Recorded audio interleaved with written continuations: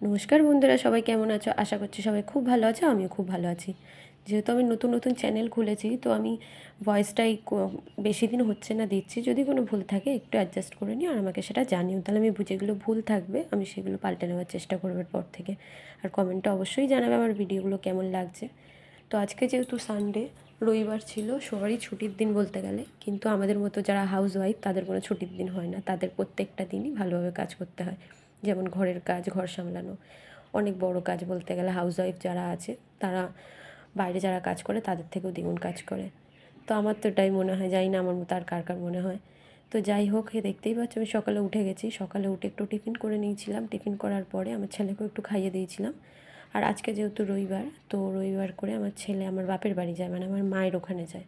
আমার মারা এসে ওকে একটু নিয়ে যায়, যেহেতু পুরোটা সপ্তাহ সময় পায় না।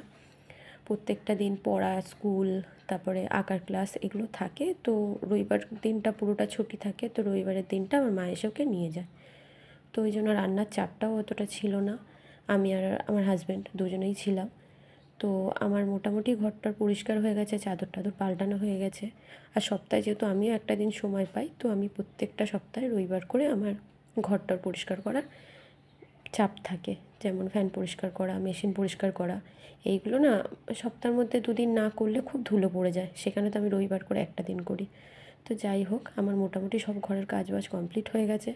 আর একটু রান্না ছিল, তো রান্নাটা আমি করে নিয়েছিলাম একটুখানি অল্প করে, আমাদের দুজনের মতনই রান্নাবান্না করে চাদর টাদর সব পাল্টে নিয়েছিলাম। আর চাদর টাদর পাল্টাতে পাল্টাতে প্রায় আমার ভালোই বেলা হয়ে গেছিলো, 12টা সাড়ে 12টা বেজে গেছিলো। তো তারপরে আমি চান টান করে, যেহেতু আজকে শাশুড়ি মা ছিল, কিন্তু উনি ওনার নিজের জন্য আলাদা রান্না করে, উনি কারোর হাতে খায় না যেহেতু, ওই কারণে নিজের জন্য নিজে রান্না করে। তো আজকে উনিও অনেক লেট করে উঠেছে আর লেট করে রান্না করেছে। তো পুজো দেওয়ার দায়িত্বটা যেহেতু আমার ওপর পড়েছিল, ওই জন্য ভালোই বেলা হয়ে গেছিলো ঘরের কাজ করতে করতে। আর একটু কাচাকুচিও পড়েছিল, তো ওই জন্য পুজোটা আমাকে দিতে হয়েছিলো বলে আর একটু লেট হয়েছিল। তো দেখতেই পাচ্ছ গাছে খুব সুন্দর ফুল ফুটেছে। এই ফুলটা প্রত্যেক দিন মায়ের পায়ে আমি দিই।